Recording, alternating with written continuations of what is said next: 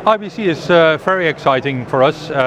It's for us as a Dutch company, with at least the Dutch camera team is based here in the Netherlands. It's a very easy show for us always.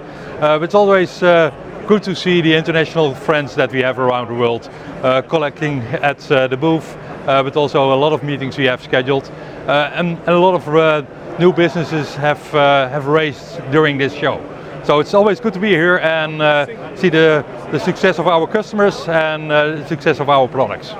Yeah, I'm very excited to be on the stage at the Zero Density booth and capability to explain the stories that the camera is important also in the virtual sets and in combinations with rendering engines, and the work that we do together with Zero Density to optimize the total workflow.